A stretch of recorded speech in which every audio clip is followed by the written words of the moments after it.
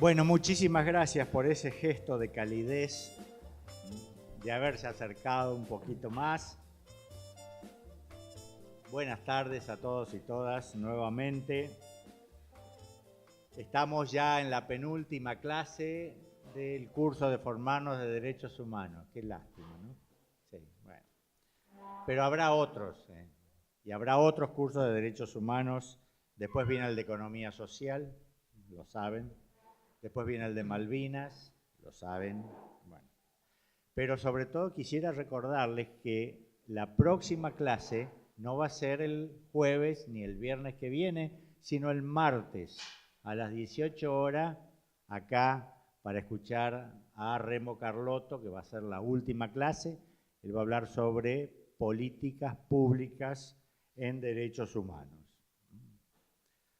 Hoy en día no es casual que tenemos a dos disertantes que van a hacer hincapié en nuestra realidad latinoamericana. La doctora Pierini, que va a hablar respondiendo a la pregunta ¿desde dónde concebimos, desde dónde hablamos cuando hacemos referencia a los derechos humanos? Y el doctor Fernando Buenabat, que va a hablar de la comunicación y los derechos humanos, y que también ya tuvieron ustedes, sino una clase, un video que se dio en el curso central de formarnos el año pasado. Al doctor Fernando Buenabat lo tenemos acá trabajando en la universidad, es un orgullo para nosotros. Es doctor en filosofía, magíster en filosofía política, licenciado en Ciencias de la Comunicación y director de cine. Ha sido vicerrector de la Universidad Abierta de México, nuestro docente y también de la Universidad de Avellaneda. Es autor de 17 libros publicados en Venezuela, México, España y Argentina.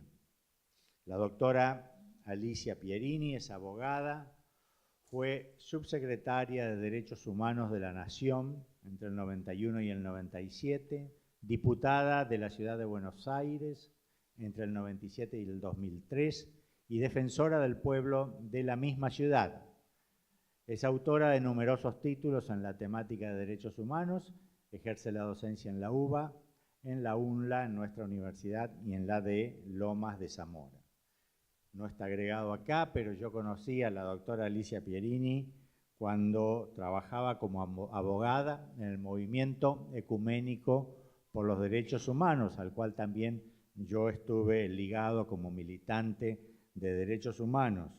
Pero más importante que esto es contarles que allá en el año 1984, cuando recién nacía la democracia, yo volvía del exilio. Anteriormente tenía prohibido estar en el país, así que estaba exilado en México.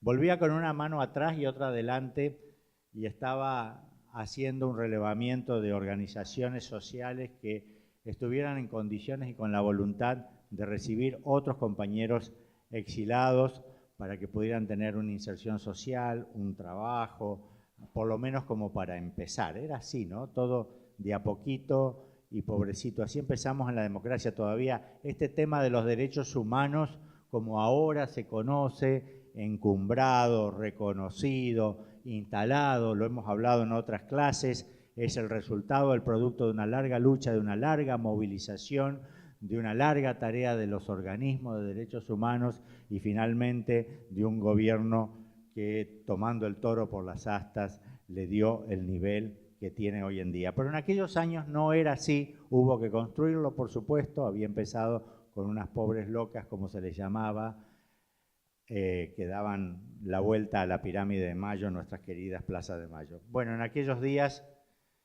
como yo volvía muy pobre también del exilio, me encontré con Alicia y me ofreció alojarme en su casa. Ahí tiramos un colchón en el living de su casa y todavía recuerdo las largas charlas, sustanciosas y muy cálidas, por cierto, que tuvimos durante varias noches. Cuando llegaba la hora de la cena, yo terminaba mi recorrida y ella terminaba su trabajo. eternamente agradecido Alicia por toda tu lucha y eternamente agradecido a Fernando por su lucha, por su prédica. Hoy nos van a hablar de lo importante que es pensar nuestra realidad, en este caso la de los derechos humanos desde América Latina.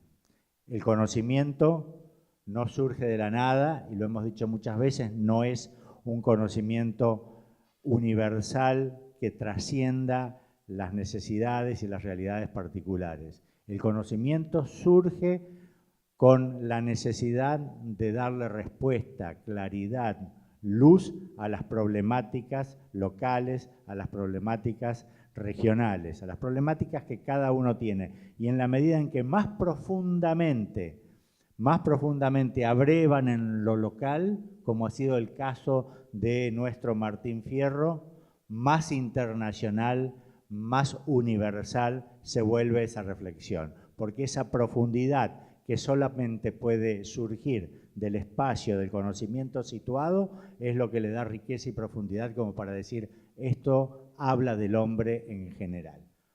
Bueno, algo de eso vamos a ver hoy y yo los dejo en muy buenas manos y nuevamente muy agradecidos a Alicia, quien va a ser primero quien va a dar su charla, y luego a Fernando por disponer de este tiempo para nosotros. Gracias a vos, Nerio.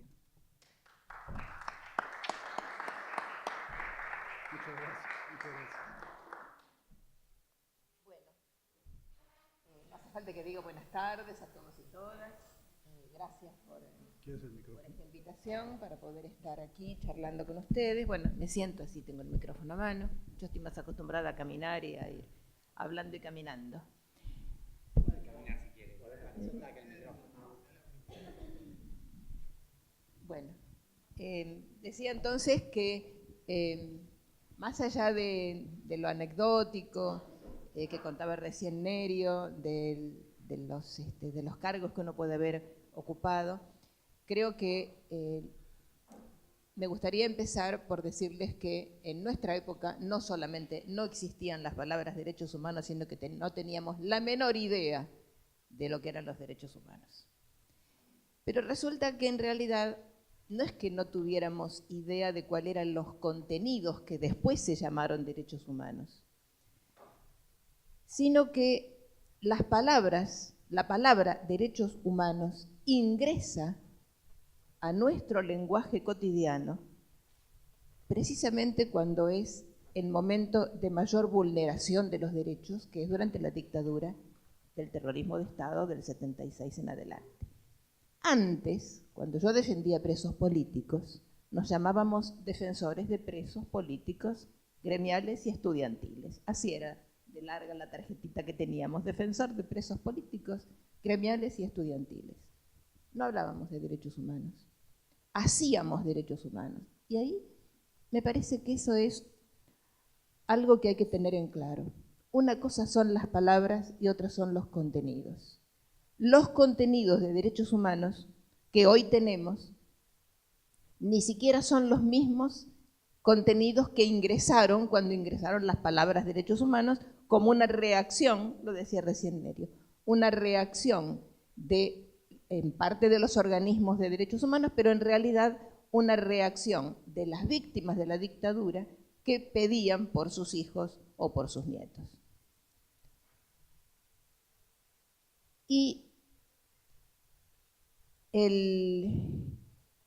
la colaboración, el asilo, o más que asilo diría la cooperación que hubo de parte de muchos de los estados europeos, hizo que la palabra derechos humanos tuviera como connotación interna, como contenido, el sentido que le daba precisamente el mundo europeo a los derechos humanos. A punto tal que fíjense ustedes que se hizo en la primera etapa de la democracia como una comparación entre lo que fue el terrorismo de Estado, una comparación con el juicio de Nuremberg y los nazis y el holocausto judío.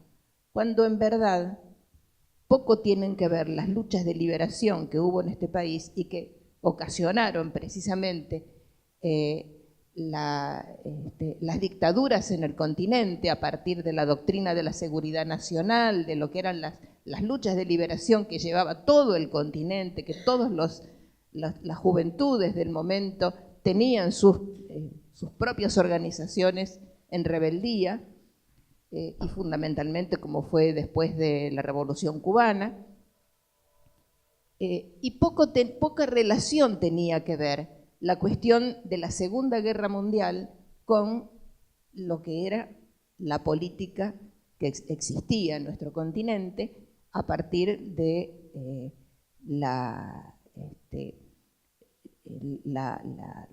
fuerza represora del imperio y las razones por las cuales la base fundamental de los movimientos sociales, en parte guerrilleros y en parte no, movimientos gremiales y estudiantiles también, tenían como consigna las palabras liberación o dependencia.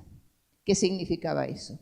Significaba que había un pueblo que hacía ya muchos años que venía creando su propia identidad y que esa identidad tropezaba permanentemente con los intereses de las corporaciones, de los imperios. La política mundial era una política a partir de, precisamente después de la Segunda Guerra, de reparto del mundo. Es la etapa de la bipolaridad y es la misma etapa que hace que en su momento, en el año 40 y pico, después de los acuerdos de posguerra, hace que exista un reparto del mundo entre los principales líderes, en las principales potencias, un reparto del mundo que genera un mundo bipolar. La Unión Soviética por un lado, con sus aliados, y los Estados Unidos y Europa por el otro lado. Y por eso, después del 46, 48, ya con Perón aquí y con Getúlio Vargas en Brasil y en todo el resto de América Latina, se plantean los movimientos sociales y políticos y en el caso argentino la tercera posición. ¿Qué es la tercera posición? Una equidistancia, tanto de un polo como del otro. En ese marco es que se va creando un movimiento político, gremial, juvenil, con o sin lucha armada. Lo que pasa es que la lucha armada y el triunfo que había tenido la Revolución Cubana impregnó muy fuertemente a todos los movimientos del resto del continente. Pero no se toma en cuenta que no se suele tomar en cuenta ni siquiera el día de hoy, que fue ese movimiento el que hizo que la doctrina de la seguridad nacional fuera también la contrapartida, la contrapartida represiva para aplastar esos movimientos nacionales, que eran movimientos de liberación. Y de esa lucha caen tantas personas de nuestra generación, tantos compañeros, y esa lucha es la que da las llamadas víctimas, que luego terminan sus familiares pidiendo por la búsqueda de los desaparecidos, y al día de hoy eso lo llamamos crímenes de lesa humanidad. No se llamaban así en aquel momento. Lo que importa más que nada es tener en claro desde dónde empieza nuestra sociedad a mirar los derechos humanos. Y empieza a mirarlos desde el lugar de las víctimas. ¿Por qué de las víctimas? Porque quienes llevan la queja a los foros internacionales y a su vez reciben el apoyo, pero también junto con el apoyo viene la doctrina de los derechos humanos, son precisamente, quienes los llevan son precisamente los familiares las madres, las abuelas, que hacen una tarea titánica, pero que desde el punto de vista de la conceptualización, nuestra generación nunca se consideró víctima. Nuestra generación se consideró revolucionaria, se consideró protagonista. Un protagonismo que habrá tenido sus derrotas, pero el concepto de víctima no entraba, nunca entró en nuestra mirada de los derechos humanos. El concepto de víctima parte de las familias que sí son víctimas, que sí son víctimas. Y esta es otra manera de ver, en todo el continente americano, es otra manera de mirar los derechos humanos, que no es nueva tampoco.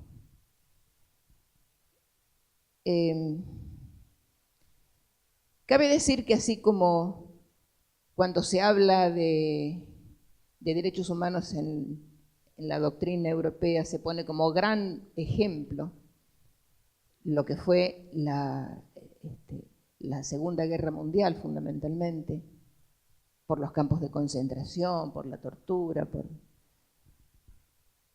y se trata de ecualizar, de igualar ese horror de la Segunda Guerra, los millones de muertos que tuvo la Segunda Guerra, con lo que pasó en América Latina. No existe exactamente lo mismo, no son los mismos procesos históricos. Y en ese sentido, la construcción social que en materia de derechos se fue haciendo en América Latina, y particularmente después vemos qué pasó en nuestro país, tiene una connotación distinta, muy distinta. Si bien es cierto que al día de hoy, cuando queremos conceptualizarlo en términos jurídicos, es tan lesa humanidad uno como es lesa humanidad lo otro, lo cierto es que la corriente histórica que produjo este choque entre represores y reprimidos es diferente. Y eso es algo que tenemos que plantearnos, porque todo lo que viene de la doctrina europea es posterior a la Guerra Mundial, la Segunda Guerra Mundial, como lo es la Declaración Universal, y entonces parece que los derechos humanos de la Declaración Universal para nosotros, tal como están redactados, son como abstracciones. Toda persona tiene derecho a esto, toda persona tiene derecho a otro.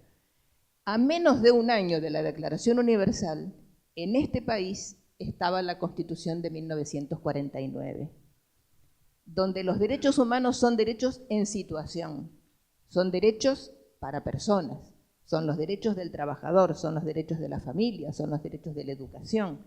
Esos son los derechos humanos como se miran desde América Latina. Se miran desde un lugar y se miran desde el lugar del otro. Este tema del lugar del otro, de la otredad, de lo que significa pensar los derechos desde el lugar que uno está, por ejemplo, si yo estoy en el Estado, miro los derechos desde el lugar que me corresponde como funcionaria de un Estado que debe ser garantía de los derechos, porque el rol del Estado es ser garante, no es ser violador de derechos, aunque ocurra. Y mirar desde el lugar del otro significa que los derechos humanos son siempre en situación, que no es todo igual, que no es toda persona y somos todos absolutamente iguales. No es lo mismo el lugar del pobre que el lugar del rico, no es lo mismo el lugar de los que caminamos tranquilos que el del discapacitado, no es lo mismo mirar los derechos humanos desde el lugar del niño que desde el lugar del viejo. Derechos humanos son porque son humanos y no todos los humanos estamos en las mismas condiciones. No es lo mismo mirar desde el lugar de las mujeres que desde el lugar de los varones, desde el lugar de los adolescentes que desde el lugar del anciano. Derechos humanos para nosotros hoy es derechos en situación. Y la construcción se ha ido haciendo también de la misma manera. Por eso aparecerían como que están sesgados. Por un lado están los derechos de la infancia, por el otro lado están los derechos de los trabajadores. En realidad eso no puede existir. Desde el punto de vista general, derechos humanos es una integralidad. Y es una integralidad porque la persona es una. No se la puede dividir en derechos sociales, derechos individuales, etc. La persona es una, pero es una en situación, es una en sociedad, es una en espacios políticos, o espacios religiosos, espacios sociales, o espacio barrial. Esta necesidad de pensar más complejamente, con un criterio de integralidad que abarca lo individual, lo familiar, lo social, lo barrial, lo político, es una manera de pensar que tenemos en América Latina y que tenemos los que trabajamos en derechos humanos, donde no queremos que se fragmente. Y lamentablemente, eso lo veo dentro de un rato, cuando miremos desde el lugar del Estado, se fragmente de tal manera la cuestión de los derechos humanos que al día de hoy una familia en situación de pobreza, pongamos una señora en situación de pobreza, tiene que recorrer por lo menos 5 o 6 ventanillas para poder alcanzar algún nivel de los derechos que le corresponden. La ventanilla de los niños para la escuela o el jardín de los chicos, la ventanilla de los viejos porque tiene al padre inválido, la ventanilla de la discapacidad, la ventanilla de la vivienda, la ventanilla. ¿Se dan cuenta lo que significa la fragmentación de derechos? Bueno, pensar fragmentadamente los derechos es un problema de los que todavía no hemos logrado resolver. Solo venimos viéndolo desde el principio de la integralidad, que es lo que sí interesa, digamos, como una de las miradas que tenemos en materia de derechos humanos. Los derechos humanos son integrales. Lamentablemente, el Estado no es integral. Aunque es un sistema de altísima complejidad, en realidad el Estado está permanentemente fragmentado y en esa fragmentación se hace muy difícil que la integralidad de los derechos se manifieste, digamos, como debería ser. Pero este aquí que cuando queremos analizar la historia de los derechos humanos, la pregunta es, ¿y de dónde la empezamos? Porque podríamos empezar desde los libros más antiguos de la humanidad. Cuando Jehová le pregunta a Caín, ¿dónde está tu hermano?, le está preguntando por un desaparecido. Y el ¿dónde está tu hermano? Es contestado por Caín, según la Biblia y según el Viejo Testamento, ¿por qué tengo yo que ocuparme de mi hermano? Yo no soy custodio, no sé cómo es que dice el texto, algo parecido. En esa pregunta está la pregunta de tu prójimo. Tu prójimo es tu hermano es tu prójimo. Algo que suele decir hoy día también el Papa Francisco, la noción de la proximidad o de la proximidad. El otro es un prójimo. Mirar al otro es mirarlo desde mi mirada, pero poniéndome en el lugar del otro. El ¿dónde está tu hermano? Es lo mismo que hoy podríamos decir, digamos, remedando la frase bíblica, ¿dónde está tu vecino? ¿Dónde está tu prójimo? Y ahí sí entramos en una línea de derechos humanos. Línea que en América Latina iniciaron no la iglesia tradicional y jerárquica, sino las congregaciones religiosas que vinieron junto con Colón y que comenzaron a plantear dentro de la teología de la época que el trato que se le estaba dando por parte de los conquistadores, de la codicia de los conquistadores que venían a América Latina, no era latina todavía, venían a América, para quedarse con el oro y la plata y las piedras preciosas, puesto que en Europa empezaba la etapa del capitalismo mercantil, mercado, se había terminado ya la etapa de la Edad Media, habíamos empezado con la etapa del mercado, el capitalismo mercantil necesitaba precisamente de las riquezas que descubren en este continente. Y en esa explotación desmedida, en esa codicia de los conquistadores, que no es lo mismo que Colón. Colón es el descubridor, no es precisamente el que se enriqueció. Los conquistadores que vinieron con Colón y que siguieron viniendo en las sucesivas expediciones, venían en búsqueda de la riqueza.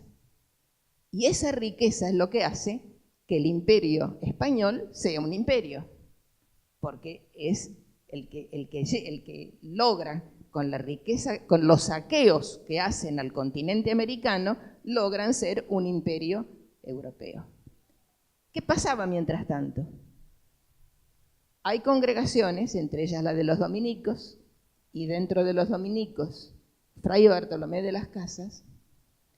Fray Bartolomé de las Casas había venido a América en una de las carabelas de Colón, perdón, el padre había venido en una de las carabelas de Colón, y cuando regresa a España, le lleva de regalo a su hijo Bartolomé a un indiecito, para que lo tuviera de esclavo. Bartolomé se queda con el indiecito, ya más grande, en otra de las expediciones, viene a América, y cuando viene a América y ve el trato que se le dispensa desde los conquistadores a los indios, tiene como una suerte de conversión. Esto no puede ser. Él tenía, porque los conquistadores lo hacían, daban en encomienda a los indios para que labraran la tierra, para que fueran de esclavos de los que estaban empezando a tener sus propios fundos en la tierra americana. Y un día, Bartolomé de las Casas va a confesarse a uno de los templos que habían hecho los dominicos. Él todavía no era dominico, era simplemente uno que había venido y que tenía indios en encomienda. Y cuando pide la absolución, el cura, no sé cómo se llama, el dominico, le dice que no le va a dar la absolución precisamente porque tiene indios en encomienda. Y ahí aparece el momento en el que Fray Bartolomé se da cuenta, no era fray todavía, era Bartolomé a secas, se da cuenta de que lo que está ocurriendo a su alrededor es una explotación de personas sobre otras personas, que lo que se está discutiendo es que el indio americano no es una persona, sino que es como un animal. Y que cuando vuelve a España, la teología española de la jerarquía eclesial que estaba al lado de la corona, estaban discutiendo si los indios tenían alma o no tenían alma. Fray Bartolomé de las Casas es el primero que plantea que la humanidad es una sola, y el primero que plantea que todas las personas tienen derecho a ser personas. Entonces, los indios que él había tenido en encomienda los libera y empieza un trabajo de protección de indios, de debates y de controversias muy duras con la jerarquía eclesial, controversias que lleva adelante desde los propios principios del Evangelio y desde los propios principios de la teología de la época. Hay que ubicarse que es la época de las carabelas, que es la época de la riqueza del oro y la plata, y donde casi todas las potencias europeas empiezan a venir a América, porque en América está el paraíso del oro y de la plata, y de las piedras, y de todo lo que es la riqueza, que significa en ese momento el crecimiento de los países, porque empieza el capitalismo mercantil. Llamamos capitalismo mercantil porque es la primera etapa del capitalismo. Después, cuando viene la época de la industria, es el capitalismo industrial. Pero por ahora lo que nos interesa es ver cómo desde América hay otra historia en materia de derechos humanos. Y esa otra historia se repite después, porque la segunda etapa capitalista, que es precisamente el capitalismo industrial, es el que después busca también, con la misma codicia, pero ya de otra manera, el seguir con el saqueo y con la explotación de los pueblos americanos. Esto, por supuesto, se puede desarrollar mucho más largamente, con más detalles, pero para hacer un raconto rápido, lo que sí nos importa es ver cómo nuestra mirada de los derechos humanos tiene raíces. Tiene raíces que no se llamaban derechos humanos. Fray Bartolomé de las Casas no hablaba de derechos humanos, hablaba del derecho de las personas, hablaba de que todos somos hijos de Dios, etc. Pero una cosa son las palabras y otra cosa son los contenidos de las palabras. El contenido de Fray Bartolomé es el mismo contenido que tenemos hoy cuando hablamos del igualitario, hablamos del respeto por el otro. Son los contenidos esenciales acerca de en qué consisten los derechos humanos. Consisten precisamente en el respeto por el otro, en la dignidad. Y acá vamos a los principios de derechos humanos. ¿Cuáles son los valores fundamentales? Derechos humanos es un conjunto de valores y de principios. Y también de normas. Pero las normas tienen que ver con los principios y con los valores. Los dos valores fundamentales son la vida y la dignidad. Vidal Campos dice, la vida, no hay una sola cultura que no respete la vida como el valor fundamental. Pero la dignidad supera la vida porque aún después de muerto, la dignidad es la memoria de los que ya no están. Y yo esto lo voy a enganchar también con lo que es hoy cuando decimos memoria. Memoria es la dignidad de nuestros compañeros que ya no están. Esa es la memoria, mirado desde como lo miramos en nuestra generación. Por ahí no es exactamente como lo miran lo que se llaman las víctimas, que son los familiares. Para nosotros es la dignidad de nuestros compañeros, que no los consideramos víctimas, sino protagonistas de una generación que protagonizó una rebelión organizada que aunque podamos decir que se fracasó, que fue derrotada, de todas maneras sobre esa derrota se construyó esta democracia que es la que hoy estamos disfrutando. Porque nadie quiere nuevamente ni dictaduras ni guerrillas en el continente. De hecho, eso ha terminado, pero esa sangre es la que está nutriendo la democracia en la que hoy se vive. Entonces, pensar derechos humanos siempre remite a desde dónde se piensa. Y con todo el respeto y con todo el amor que tenemos por las madres, que lucharon como no podía luchar nadie más en el seno del pueblo, con semejante fuerza y coraje, la mirada de las madres no es la mirada de los que hemos sido esa generación, y no es la mirada que quizás tengan hoy los más jóvenes, que están pensando en cómo se va hacia adelante, cómo se amplían los derechos, cómo se garantizan los derechos.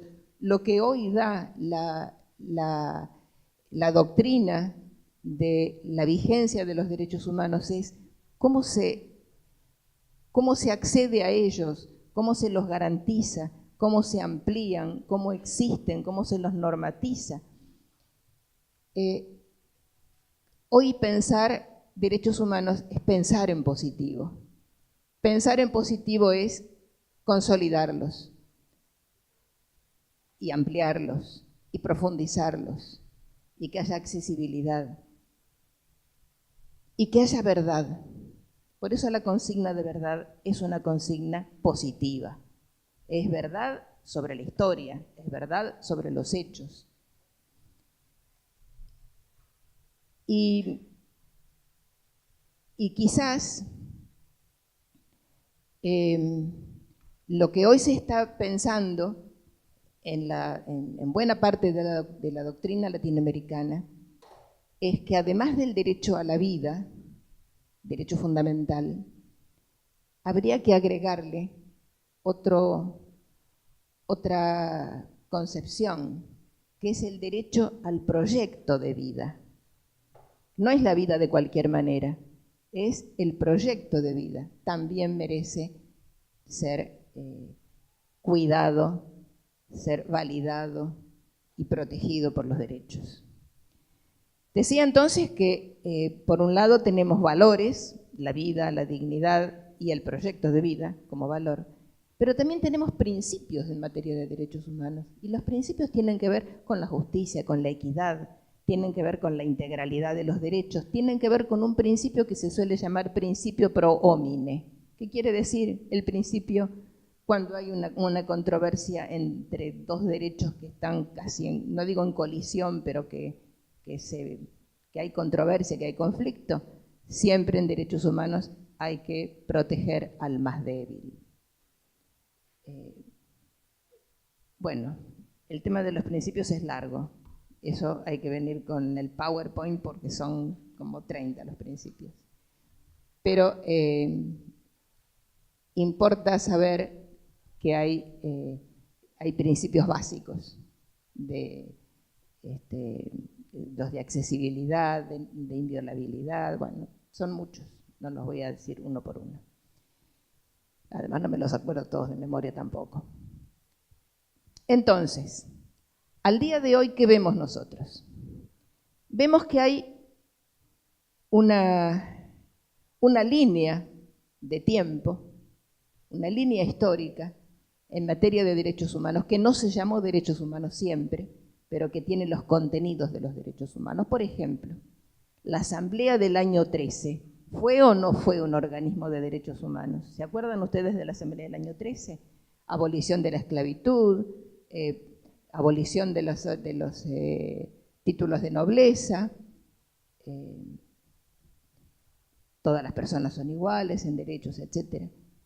¿Qué era la Asamblea del año 13? Era un organismo de derechos humanos. La Constitución del 53, a pesar de ser una constitución liberal, tiene principios de derechos humanos. Ni hablemos de la del 49, que los tiene totalmente. Las distintas etapas que atravesó nuestra historia, etapas de avances y etapas de retrocesos, etapas de construcción democrática y etapas de destrucción democrática. A veces uno se pregunta, ¿recuerdan ustedes que existió un bombardeo en el año 55? Que se bombardeó la Plaza de Mayo con todo el pueblo que estaba allí, y que por sacar a Perón del gobierno hubo 300 muertos y más de 1000 heridos. ¿Que eso no era una violación a los derechos humanos? Sí que lo era, sí que lo era. ¿Alguien pidió memoria, verdad y justicia? No. ¿Por qué? Porque el relato gorila, el relato permanente de las corporaciones, del sistema oligárquico del país, aplastó totalmente ese bombardeo de lesa humanidad, porque se bombardeó una plaza con la gente adentro, y sin embargo, si nos ponemos a pensar en nuestra historia, van a ver cuántos hechos hay, cuántas, desde lo que fue la conquista del desierto, que fue también demoler a los pueblos originarios, los pueblos indígenas, la falta de respeto durante el voto cantado a fines del siglo pasado, a principios de este siglo, del siglo pasado ya. Por decir los más notorios, los más escandalosos, sin contar lo que fueron las guerras de la independencia, etcétera, que es otro capítulo. Entonces, cuando llegamos al momento actual, la memoria no es solamente la memoria de los compañeros que cayeron en la última etapa. La memoria tiene que ser una memoria un poco más larga, la memoria de toda la historia que tiene nuestro pueblo, que es que son las raíces de las cuales provenimos, que incluye como raíces no solamente las raíces de lo que viene de los pueblos originarios, porque estos pueblos nuestros no son solamente producto de los originarios, son productos también de la conquista y también de la inmigración posterior. Esta amalgama nos permite pensar mucho más complejamente. No es tan sencillo el tema de derechos humanos como parece. Cuando uno empieza a investigar y empieza a desgranar, se ve que hay mucha historia, hay muchos avances, ha habido muchos retrocesos, y que uno cuando mira la situación actual tiene que valorar todo lo que se ha podido construir, valorar todo lo que falta construir y todo aquello que de alguna manera ha hecho que hoy podamos estar dando charlas sobre derechos humanos, ampliar la mirada de los derechos humanos y por sobre todas las cosas asumir que derechos humanos tiene como concepción primordial el respeto a la dignidad del otro. Y el respeto a la dignidad del otro vale tanto para el trabajador, el empleador y el trabajador, como vale dentro de la familia, como vale entre padres e hijos, como vale entre vecinos. Ese es el eje fundamental y sobre ese eje, bueno, trabajamos cada vez que hay un conflicto. La idea es abordar el conflicto precisamente para que no haya falta de respeto de unos con otros, sino que derechos humanos se puede sintetizar en la, digamos, en la más bíblica de las palabras, que es ama a tu prójimo como a ti mismo. Es respeta a tu prójimo como quieres que te respeten. Derechos humanos es respetar la vida y respetar la dignidad de todos. Por ahora, cedo la palabra.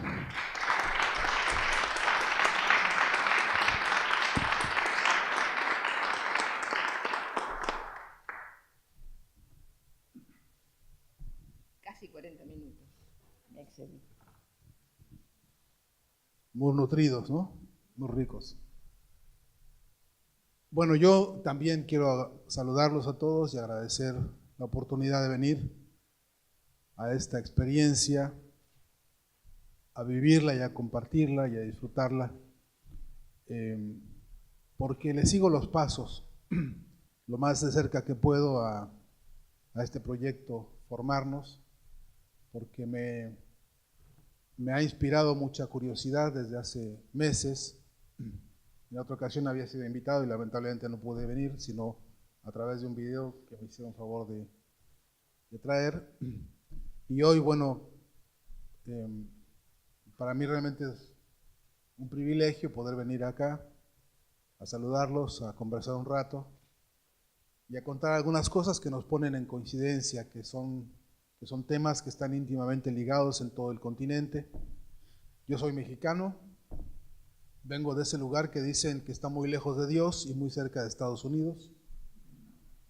Vengo de ese lugar que alguna vez vio florecer una revolución social como la revolución de Emiliano Zapata.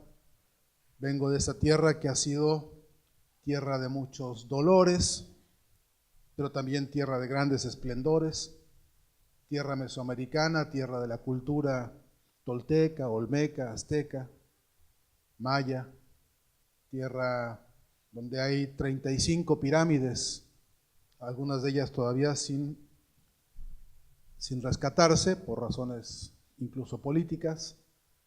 Vengo de ese país en donde alguna vez muchos hermanos de muchos países han llegado como inmigrantes, ¿no? Por voluntad o por la fuerza, a hacer junto con nosotros una familia grande. Y una parte de esa familia grande de inmigrantes es la de mis padres, por ejemplo, que fueron traídos de España por un barco en que el expresidente Lázaro Cárdenas los trajo para salvar la vida en un momento terrible de la España que no ha dejado de ser terrible hoy. Y también llegaron a México hermanos chilenos y hermanos cubanos y hermanos nicaragüenses y hermanos guatemaltecos y por supuesto hermanos argentinos con quienes se ha construido una muy fraternal relación que llamamos Argenmex. Y entonces tenemos muchas razones para compartir y convivir los distintos episodios de la historia de nuestro continente, y por eso a mí me llena de emoción venir a Argentina, tener un lugar de trabajo y de lucha al lado de los hermanos argentinos que también han estado en México, como el vicerrector, como la rectora misma, como otros muchos compañeros con los que hemos ya incluso celebrado hace unos cuantos días acá la independencia de México el día 15 de septiembre. Hicimos un acto y gritamos por nuestras dos patrias unidas en este proyecto de independencia que todavía está por concluirse, por completarse. Así que gracias, pues, por ustedes, ¿no? Argentinos queridos. Voy a ponerme también de pie para verlos a todos, porque les tengo que contar cosas a los ojos, mirarnos a los ojos para contarles. No traje una serenata porque es muy temprano, hubieras debido traer mariachis, ¿no? Guitarra y caballo, parece que son compañeros indispensables de un mexicano. No es mi caso, pero bueno, es muy temprano también para la serenata. Pero sí quiero mirarles a los ojos para decirles dos o tres cosas que son indispensables para mi entender, porque yo también soy un chismoso que anda llevando y trayendo chismes de México para acá y de aquí para allá. Y uno que me interesa mucho contarles es la admiración que el pueblo de México tiene hoy por el pueblo argentino, que se ha convertido a nivel mundial en un líder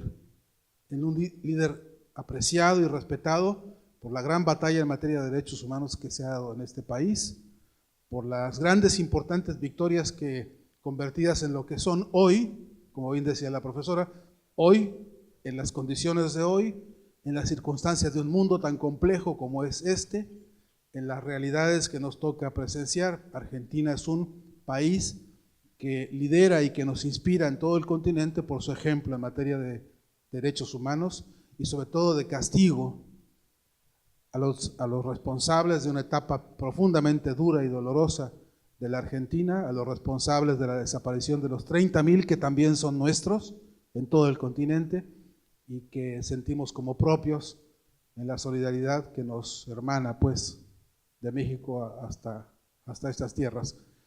Y ustedes tienen que saberlo porque sé que todos ustedes están en un proceso de formación, de maduración, de militancia, de lucha y de claridad histórica, y que hay que contarle a los argentinos lo que México está pensando en términos de el gran ejemplo, repito, de juicio y castigo a los responsables de esta etapa profundamente dura de la Argentina, habiendo juzgado, sentenciado y encarcelado a los responsables de semejante atrocidad. Cosa que en México ni de broma ha ocurrido y no vemos que en el corto plazo ocurra. Nosotros tuvimos un episodio durísimo en el año 68 del asesinato de miles de estudiantes en la plaza de Tlatelolco y hasta la fecha ni uno solo de los responsables de semejante atrocidad ha sido ni siquiera detenido, ni siquiera señalado como debió ser y por supuesto de ninguna manera ni juzgado y ni encarcelado. Solo para guardar las proporciones, decirles a ustedes lo importante que han sido las decisiones políticas tomadas por la Argentina, por los gobiernos recientes de Néstor Kirchner y de Cristina Fernández, y que, repito, constituyen no solamente para México, sino para todo el continente y buena parte del mundo, un gran ejemplo del cual ustedes, creo, deben sentirse muy orgullosos, muy anchos, muy orondos, muy convencidos, muy convincentes, porque además ahora mismo les toca a ustedes avanzar, profundizar y garantizar que continúe ese camino y tienen una oportunidad extraordinaria el próximo domingo, ¿no? Para eso. Ganar en primera vuelta. Háganlo por ustedes, pero sobre todo por todos nosotros, por todo el continente, porque nos hace mucha falta. Yo estoy en campaña, perdónenme, aunque hay veda, como yo no soy argentino, pues no tengo veda posible. Pero sí puedo decir, con todo respeto y con todo compromiso, que el voto que ustedes emitan va a tener consecuencias continentales. Hay que mandarle a América Latina completa un mensaje profundo de democracia, un mensaje profundo de voluntad democrática de un pueblo que quiere profundizar sus logros, que no está contento del todo con muchas cosas, que falta muchas cosas por hacer, pero hasta para seguir discutiéndolas, hasta para seguir exigiéndolas, primero hay que ganar. Porque de no ganar en primera vuelta o en segunda vuelta, pues entonces ya se acabó la discusión, ¿no? Cambia todo el escenario.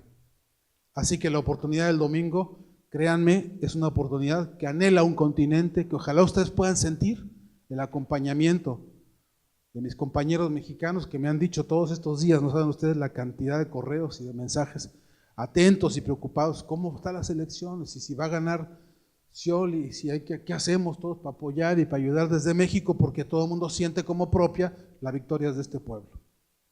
Así que sépanse que ya vine de chismoso. Si les llega a preguntar a algún amigo mexicano, les contó lo que dijo que... Sí, digan que sí, por favor, no me hagan quedar mal, ¿no? Por cierto, dentro de las muchas cosas que hay que ratificar y profundizar es justamente este asunto de los derechos humanos, que todavía falta tanto por ensanchar y tanto por profundizar, ¿no? Faltan muchos nietos que encontrar, faltan muchas zonas y muchos espacios del país que reivindicar en sus derechos, en todos los derechos, en la situación en que esté cada argentino. Todavía hay muchos que quieren y que piden y que necesitan el brazo solidario de sus hermanos argentinos, pero también de los hermanos de toda América Latina, para dar juntos esta batalla. Bien, entro a la materia que me interesaba hoy exponerles, pues para poner a la consideración de ustedes un análisis que venimos haciendo en México, un grupo de profesores y de compañeros que nos dedicamos al estudio de los medios de comunicación y particularmente a una disciplina de nombre muy raro que se llama semiótica, que luego les explico si quieren qué significa, para no indigestarles a ustedes la merienda, pero porque ya vi que andaban merendando y no me tocó ni una media luna, ¿eh?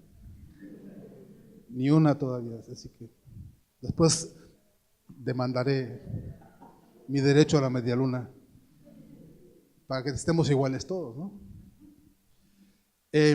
Estábamos observando en México un fenómeno del que ustedes deben saber algo, porque parece que no se escapó nadie de esta experiencia.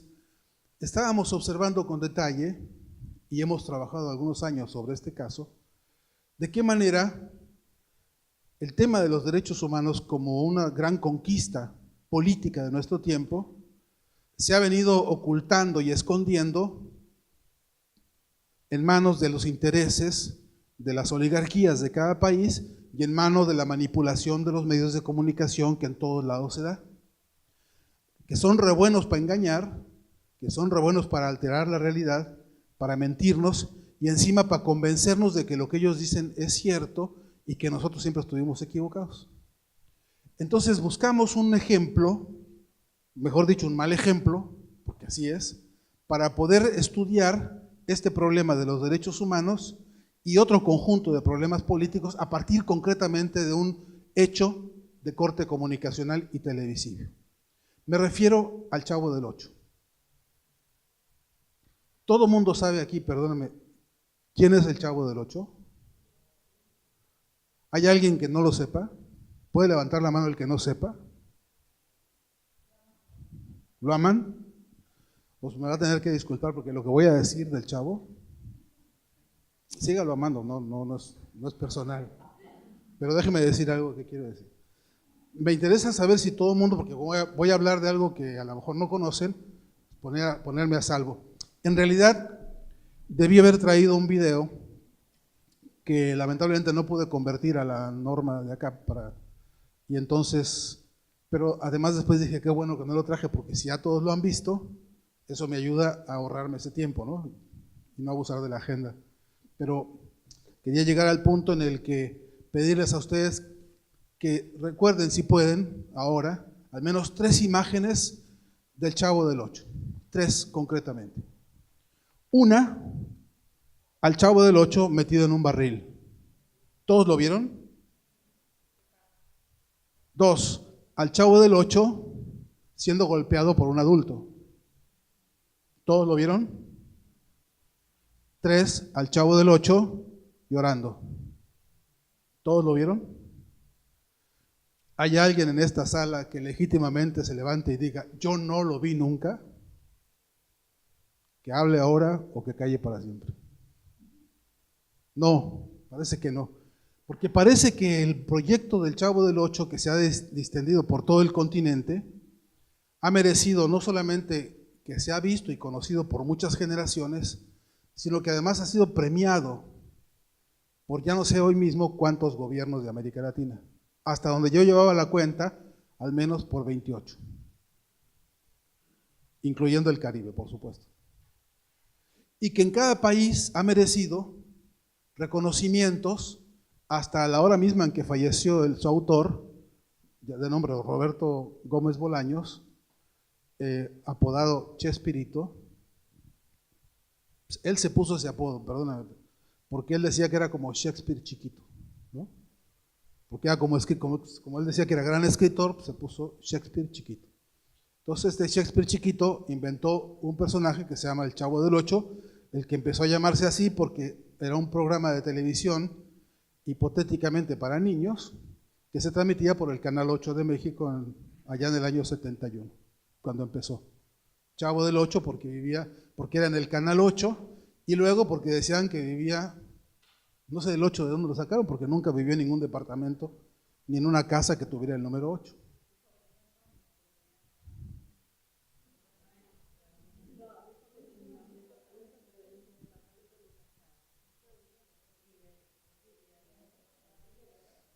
Bueno, a nosotros nos interesa profundamente el escenario ese, donde vemos al Chavo viviendo en un barril, comiendo una torta de jamón, ¿no? Siendo golpeado por un adulto y llorando en todos los programas que se transmitieron durante más de 30 años, hasta la fecha, ¿no? Hasta la fecha. Miren ustedes, México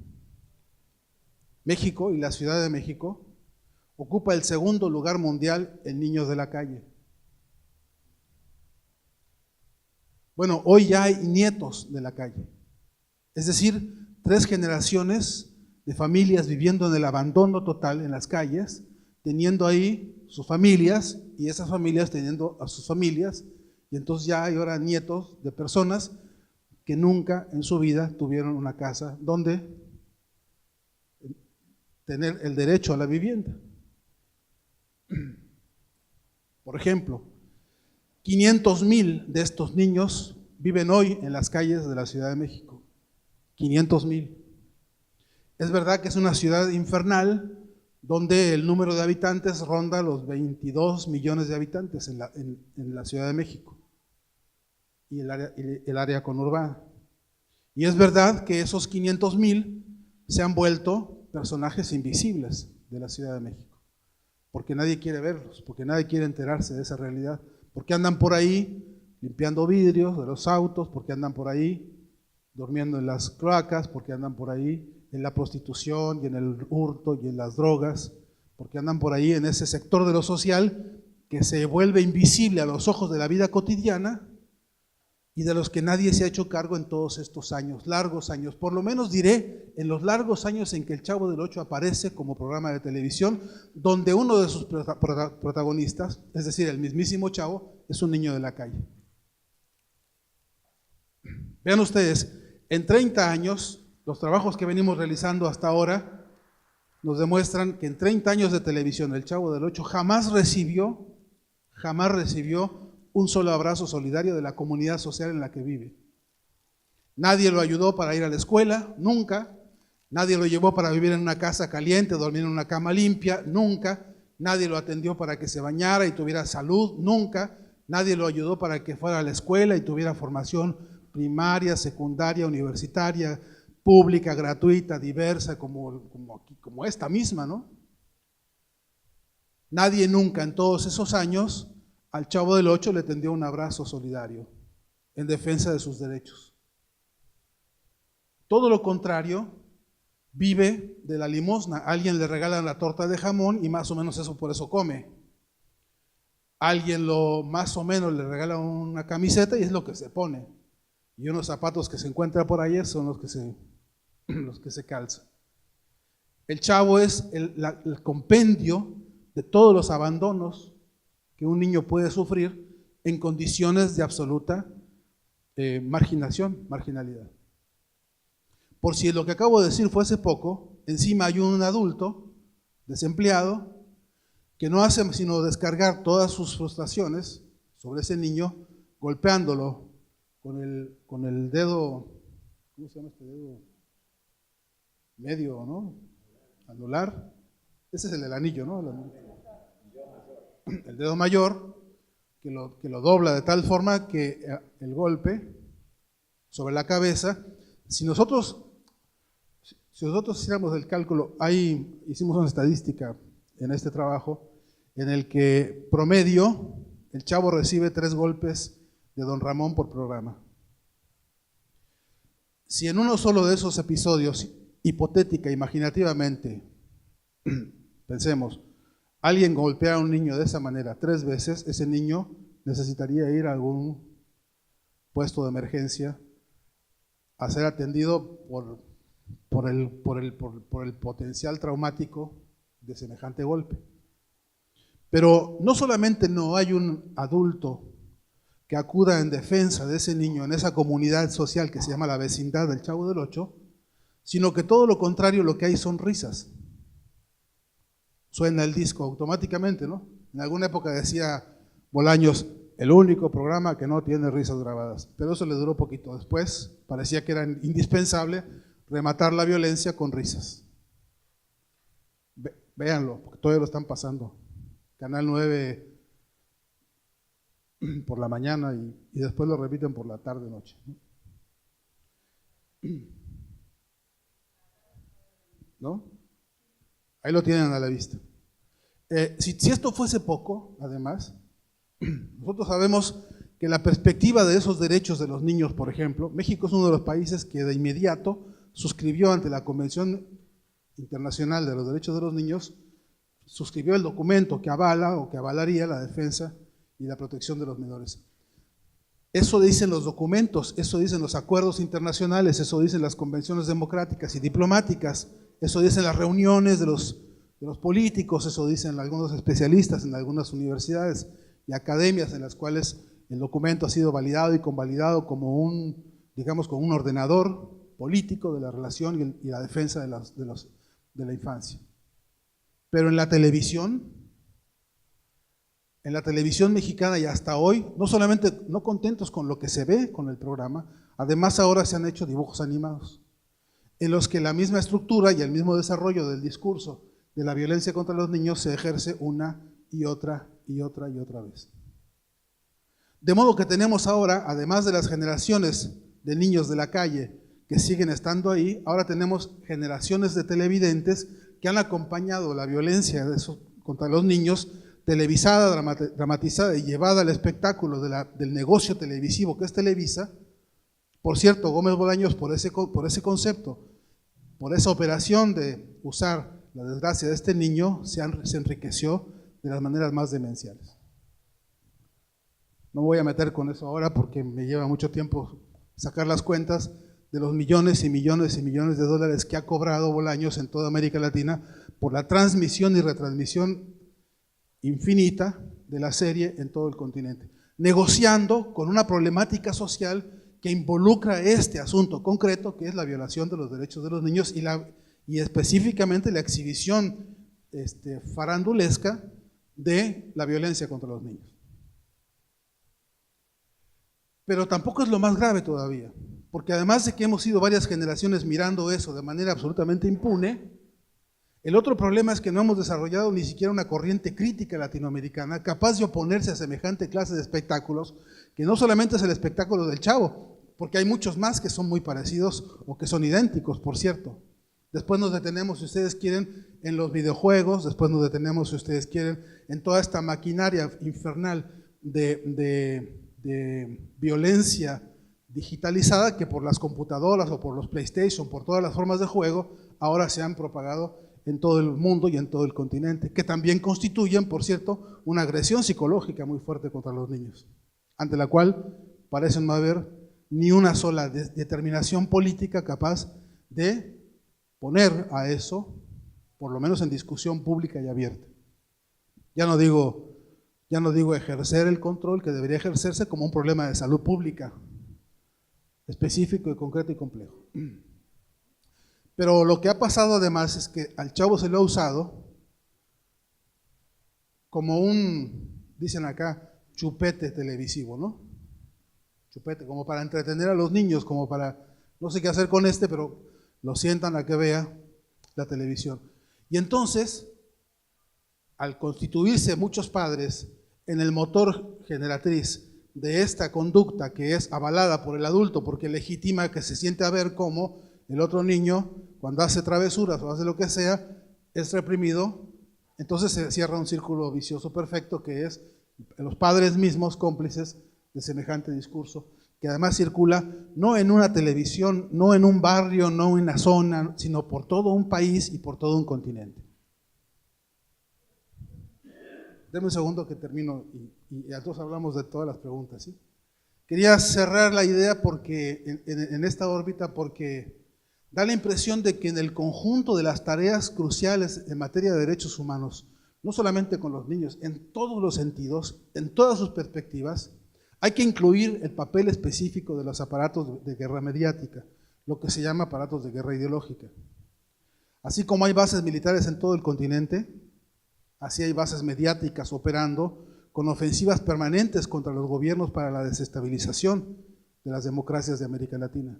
Hay una disyuntiva clara hoy que tenemos frente a nosotros, que es el comportamiento de estas industrias de la opinión, de estas industrias de la información, articulando con grupos golpistas, con grupos de ultraderecha, con grupos neofascistas, articulando la desestabilización política.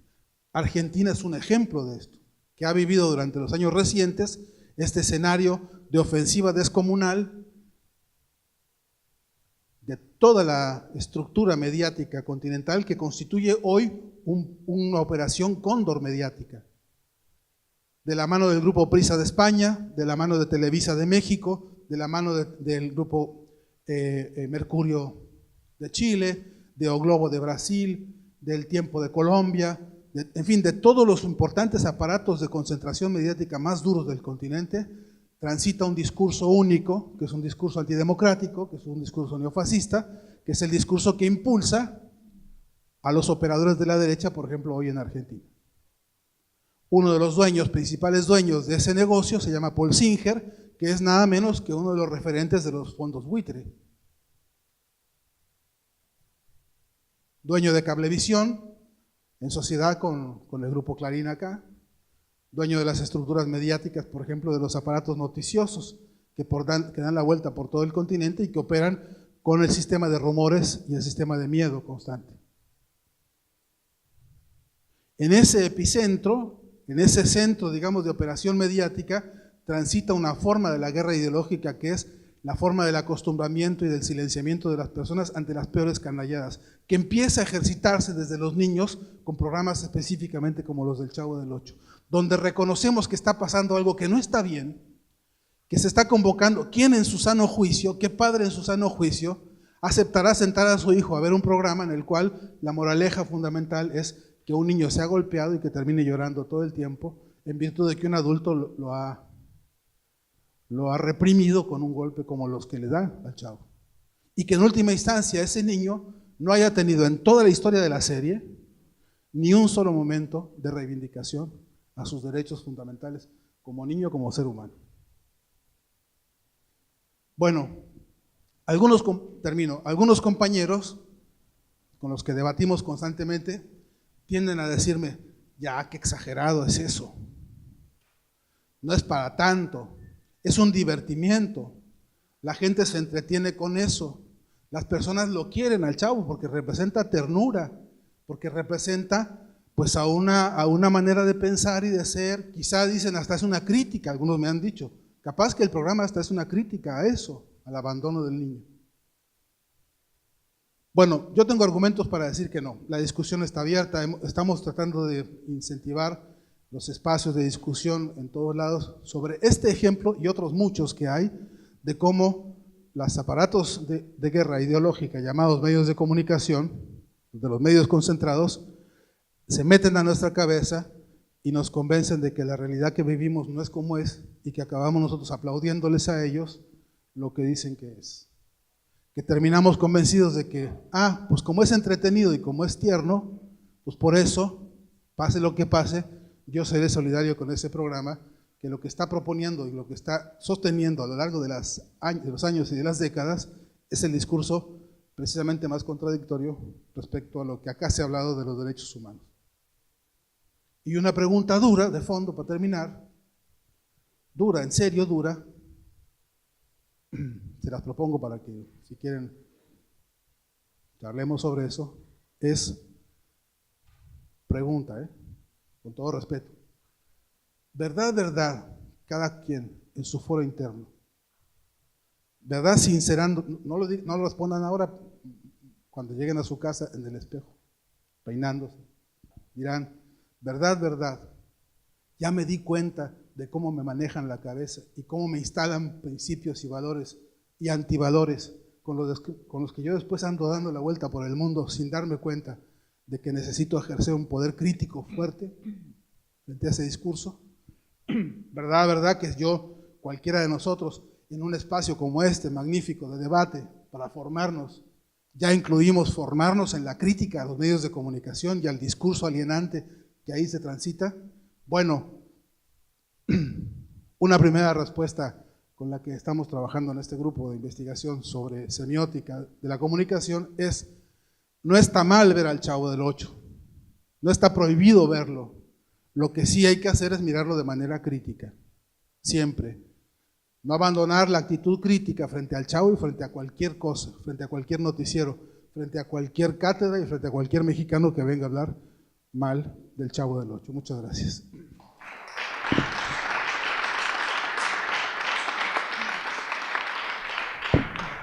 Bueno, ahora abrimos el espacio para algunas preguntas antes del taller.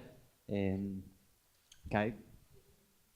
Hola, la verdad muchísimas gracias, muy exquisita la charla. Realmente yo tengo dos preguntas y primero lo voy a hacer con... Usted está presente mi hija, que tiene 17 años, que quiero que me asientes con la cabeza si yo te dejo ver el Chavo del Ocho.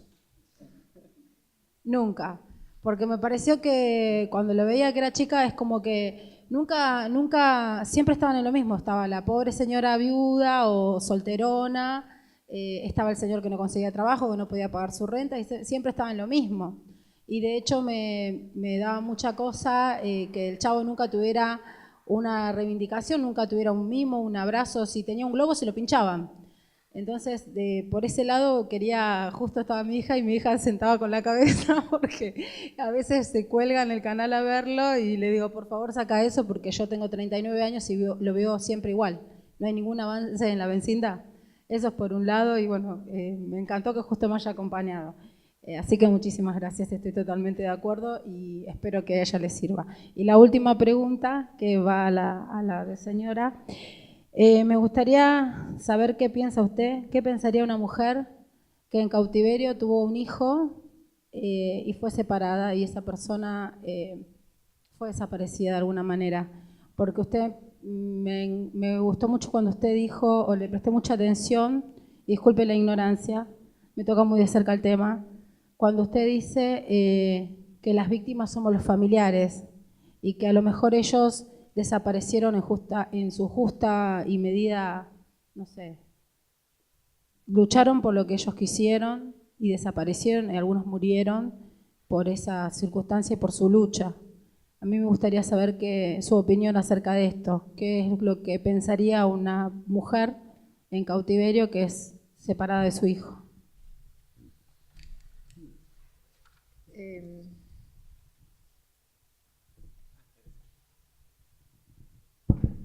El concepto de víctima es un concepto que está consolidado en el sistema interamericano, que considera que los familiares son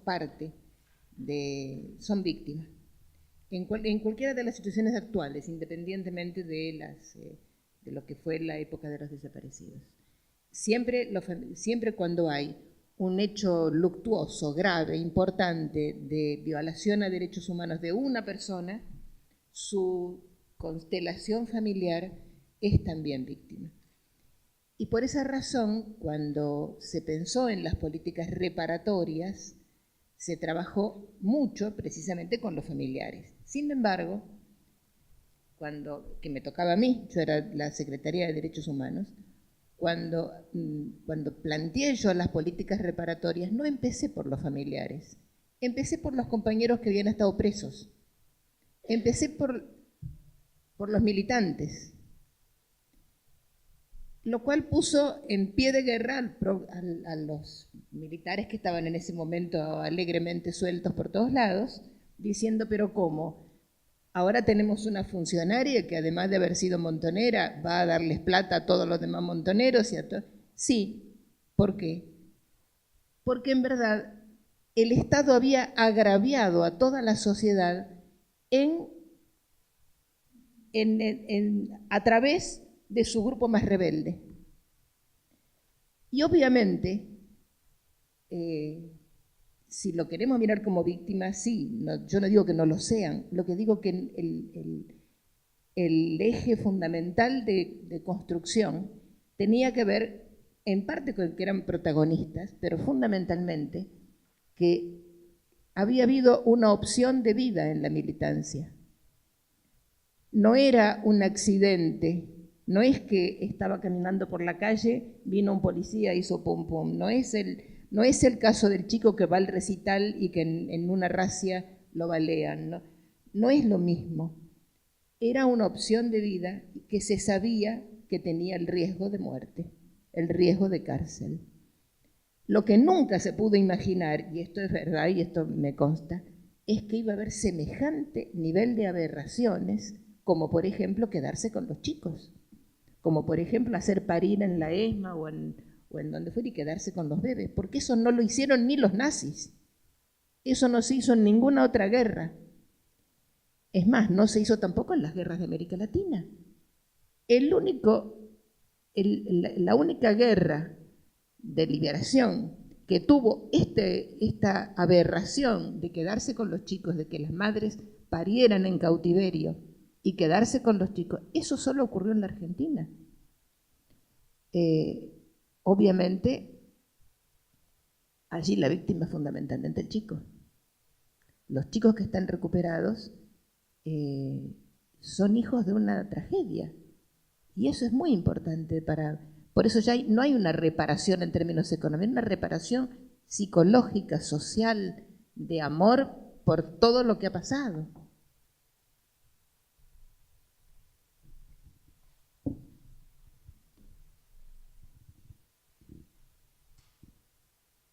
Buenas noches, doctora, un gusto escucharla. Mi pregunta es sobre los derechos humanos, un minúsculo pequeño fundamento de sus palabras, de por qué los derechos humanos son imprescriptibles. Los derechos humanos son imprescriptibles, los delitos de lesa humanidad, ¿no es cierto? Los de lesa humanidad. Sí. Los crímenes de lesa humanidad. Los crímenes de lesa humanidad. ¿Cuál es el fundamento?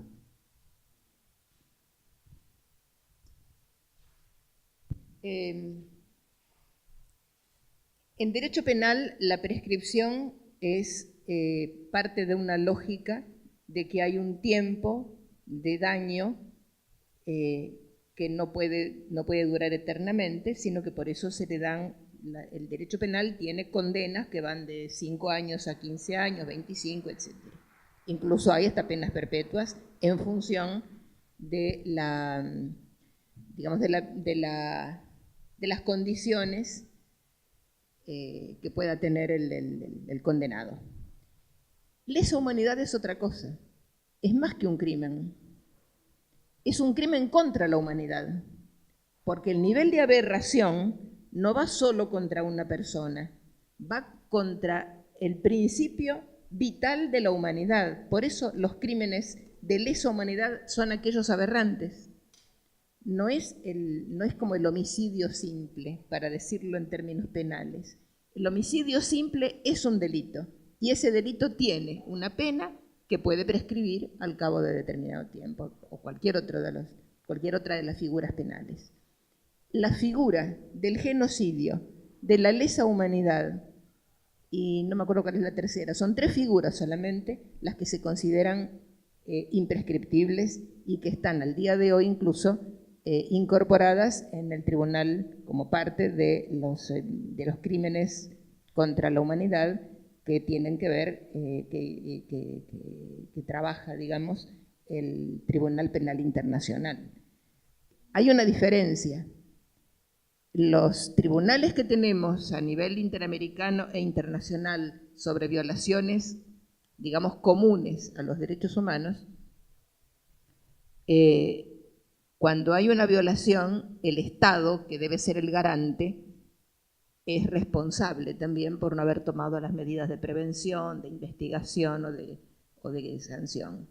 En el caso de la lesa humanidad, no es solo el Estado, es la persona en sí misma, porque se considera lo que antes se llamaba el derecho de gentes. O sea, es lo aberrante, lo que no se puede ni siquiera aceptar como algo razonable, como algo lógico, como algo que puede pasar.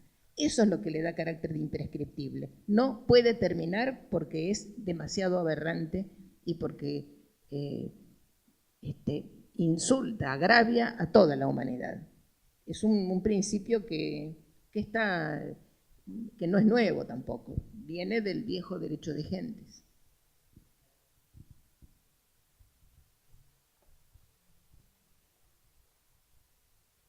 Sí, ¿qué tal? Gracias y felicitaciones. Gracias por la presentación. Son 2 preguntas para Alicia y para Fernando. Una para Alicia Pirilli sobre, en un momento planteó las ventanillas del Estado que una persona tiene para solucionar las distintas vulneraciones que, en principio, una persona que tiene un hijo pobre, o un chico mismo pobre, ¿no? La cuestión de la pobreza, de la niñez, y entonces va a distintos espacios. La pregunta es si, por un lado, si considera que planes u operativos que tienen que ver como los CAG, los Centros de Acceso a la Justicia, o el Plan AI, que tienen que ver con llevar hacia los lugares donde estos grupos se concentran, porque además también tiene que ver con esto, estas vulneraciones se concentran, una especie de ventanillas integradas por parte del Estado para poder recibir las diferentes demandas y dar al mismo tiempo las respuestas más integradas, pueden servir o no. Y relacionado con eso, sí, las defensorías del pueblo, que en general no tienen función de desarrollar políticas, pero que como oficinas reciben toda la demanda más integrada, va la persona con todos sus reclamos, ¿cómo hacer para canalizarlo de forma integrada o cuáles parece que podrían ser mecanismos? Y para Fernando es en la misma línea, y precisamente para plantear el caso con Chespirito, si en términos semióticos uno puede pensar, digo, así como hay una especie de, y está bueno esto de la vecindad, de la vieja viuda pobre, el que es borracho y no trabaja, el chico que es castigado, en esa línea, si se puede pensar una semiótica que integre, o si siempre también el rescate, o sea, la dignidad aparece por el niño que se rescata, de construir uno a uno cada uno de esos, ¿no? O si uno puede pensar en pensar un sujeto en términos simbólicos en los medios de comunicación que esté más integrado y que aparezca como sobrellevando o reconstruyéndose en forma más integral.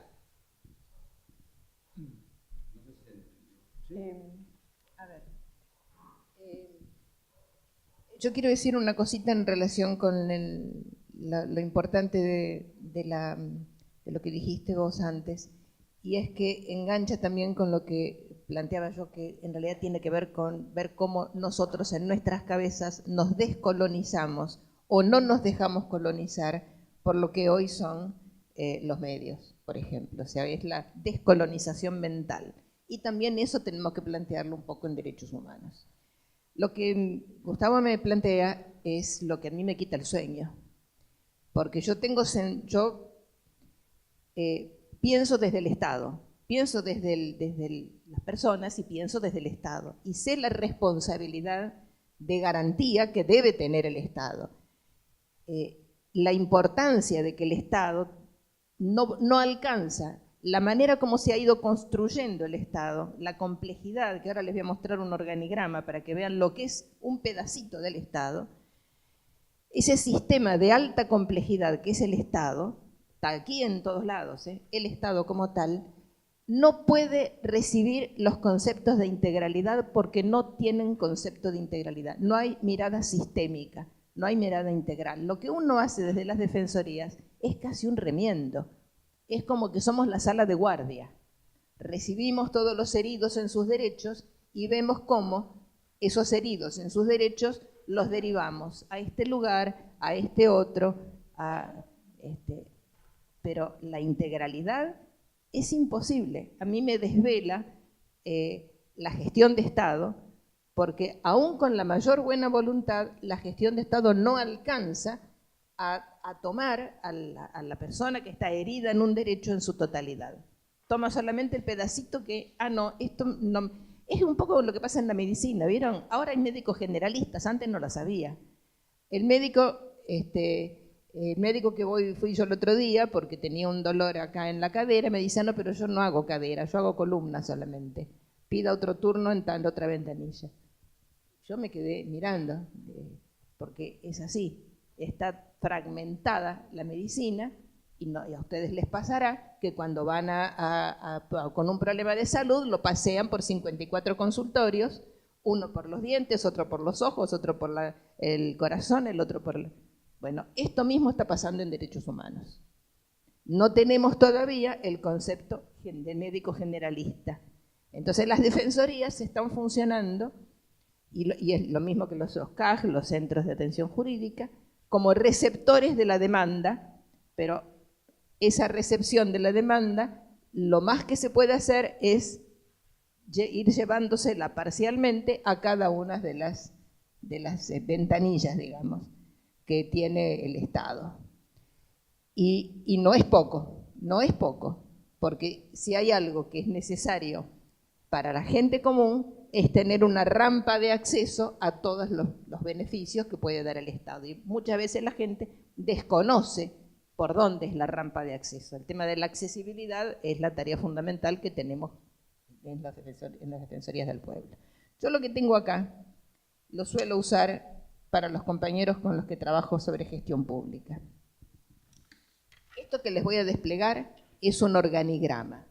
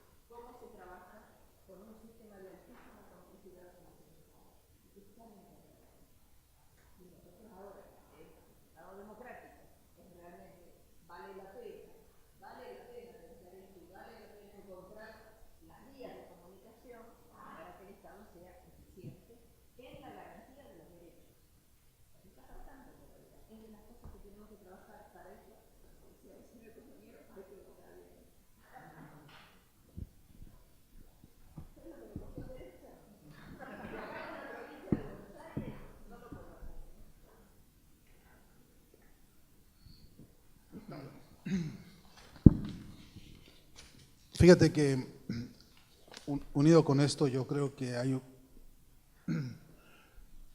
necesidad de crear espacios de formación de cuadros para el análisis semiótico.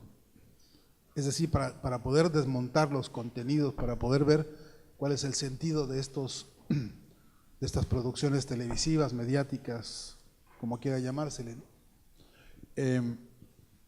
Yo creo que respecto al Chavo del Ocho, si le cambiamos el nombre y le ponemos Tinelli, estaríamos exactamente frente al mismo problema, ¿no?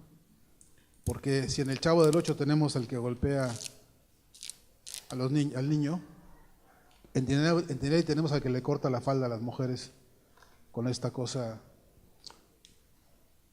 pues obscena, ¿no? Dolorosa, terrible, que es la impunidad de alguien que usa a las personas para divertirse él y que no hace más que coronar todas las tropelías que hace con sus carcajadas, porque el chiste parece que es que él, que es un señorito o señorón, dueño del negocio televisivo, se divierta humillando a los demás, ¿no? Ahí tienes el problema de la dignidad, ¿no? A la vista de todos, por el canal de las estrellas, se llama en México, acá se llama el canal de las pelotitas, no sé, ¿no? La descolonización es un problema de veras histórico, profundo, complejo. Es complejísimo porque hay que descolonizar incluso las maneras en que queremos descolonizarnos. Porque también nuestros métodos para descolonizarlos, algunos han venido de Europa, por ejemplo, algunos han venido de las escuelas estructuralistas o funcionalistas, la escuela norteamericana, que supone que podemos descolonizarnos de un modo anterior de producción para aceptar el nuevo modo que es el mismo modo opresivo de ideas y de ánimos. Entonces sí creo que una tarea descolonizante, entre otras cosas, es desmenuzar los elementos de un escenario como la vecindad del Chavo. Podríamos hacer lo mismo con Doña Florinda y nos llevaría al mismo callejón sin salida. Y podríamos hacerlo con cada uno de los personajes. Ojalá tuviéramos un instituto de investigación semiótica, algún día lo vamos a lograr, ojalá sea aquí, ¿no? En el que podamos justamente hacer este trabajo de meternos a la profundidad del problema. Y yo creo que una de esas, digamos, de esos lugares complejos donde sí podríamos incluso usar el mismo escenario. Imagínate que usamos el mismo escenario de la vecindad y los mismos personajes, incluso si quisiéramos, pero esta vez cambiáramos el contenido y cambiáramos la agenda temática. Y en lugar de que lo decidiera una empresa como Televisa o un señor como Bolaños, lo decidiera la gente. Que la agenda no fuera la que ellos dicen, sino la agenda que la gente discute por la calle. Te garantizo que el mismo escenario, que las mismas condiciones cambiarían, porque cambiaría el sentido, la producción de sentido cambiaría y nos daría una bisagra extraordinaria. Ese es el gran problema de problemas, que en la mayoría de las estructuras narrativas no es la agenda de los pueblos, mejor dicho todavía, no es la lucha de los pueblos convertida en agenda la que está expresándose en el espacio mediático. Este es un problema de todos los problemas. Esa primera fase de la descolonización consiste en ganar la agenda, ganar el territorio de las ideas, ganar el territorio, la batalla de las ideas, el territorio de los contenidos. Yo creo que todavía tendría un debate que dar sobre los formatos, ¿no?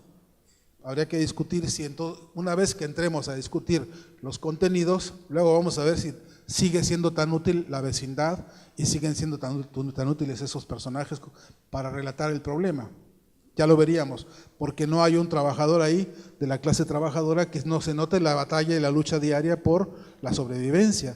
No se nota ahí, una cantidad de contiendas que todos tenemos día con día para poder sobrevivir, para poder alimentarnos, para poder criar a nuestra prole, ¿no? Entonces, a mi entender, un paso crucial es que nosotros metamos la mano ahí donde está la médula del problema, y es si realmente aquello que estamos viendo expresa nuestros problemas y nuestra agenda, nuestros temas. Y yo creo que con el Chavo pasa todo lo contrario, ¿no? Que ahí lo que hacen es usar nuestros temas, jugar con nuestras preocupaciones y con nuestras angustias y con nuestros dolores para convertirlo en un negocio. Voy a decirles un dato de qué calibre puede ser el negocio. Miren ustedes, Bolaños, por ejemplo, sin que yo quiera satanizarlo, ¿no? Pero vean ustedes el papel que jugó Bolaños en la empresa Televisa durante todos los años que él fue empleado de Televisa. Él era el jefe del departamento de censura de Televisa. Bajo su responsabilidad estaba la revisión de los guiones de las telenovelas que se ven por todos lados.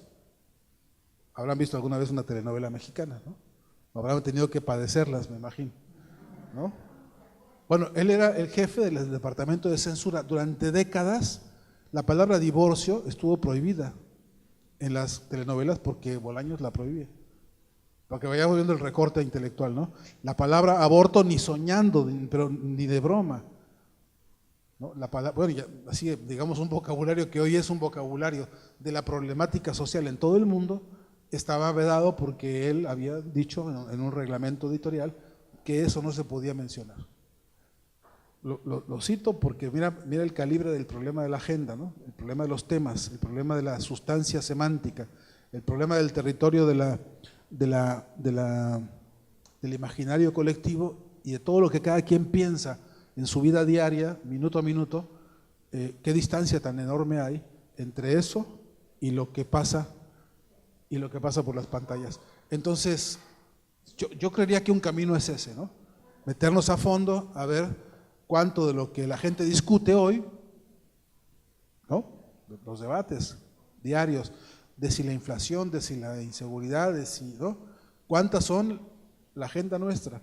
O el problema de la inseguridad y de la inflación lo estamos viendo en la televisión porque es la agenda de Mirta Legrand, es lo que ella piensa, como ella lo piensa, o es como lo pensamos todos desde donde lo vemos todos. Y si algún día suponemos que realmente esa expresión es la nuestra, ya ahí los medios, la colonización conquistó un territorio que es hacernos pensar que ellos piensan por nosotros. Ese es el principio de un sueño que ahora anda rondando, lo oí el otro día. Se reunió hace poquito Macri con Uribe, ¿no? El expresidente colombiano, y se reunió Massa con él, ¿no? Sacaron la conclusión de que vendría bien que Argentina siguiera el modelo económico de México. De México. Con los narcos incluidos. Con los narcos incluidos, con la guerra del narco incluida, repitiendo la misma barrabasada que se está haciendo en México hoy, que es un baño de sangre espantoso. Pero dijeron algo todavía más grave, dijeron, sería bueno que debatiéramos abiertamente con el pueblo argentino el voto calificado, ¿no?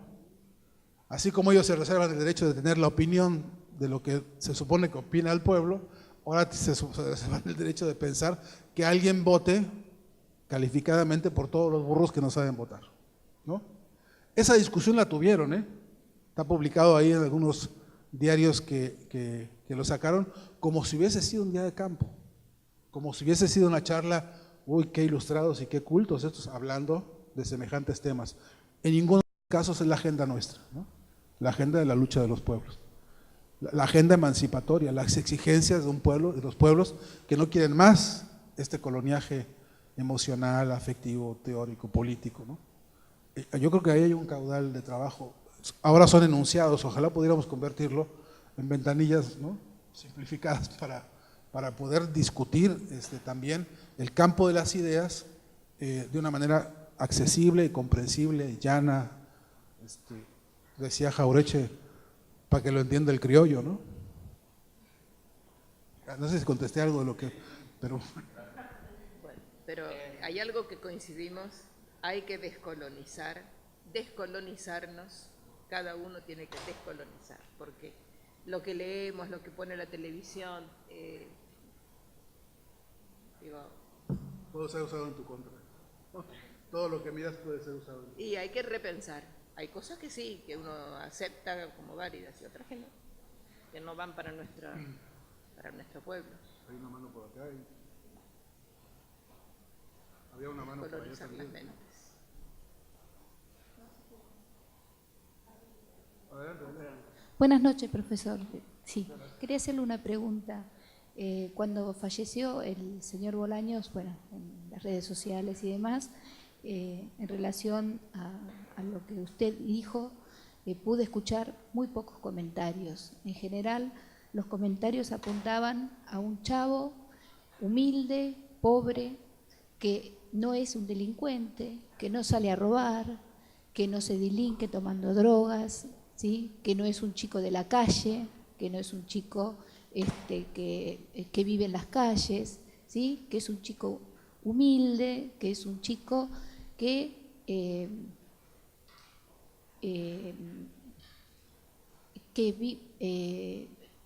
que a veces trabaja, porque a veces sale en algún episodio vendiendo cosas afuera, pero que es la imagen de un chico pobre, pero que es un chico pobre, pero al mismo tiempo feliz, ¿no? Esa es la imagen como que se transmite, ¿no? Que le queda pegada a la gente, ¿no? Esto es lo que normalmente aparece en el imaginario.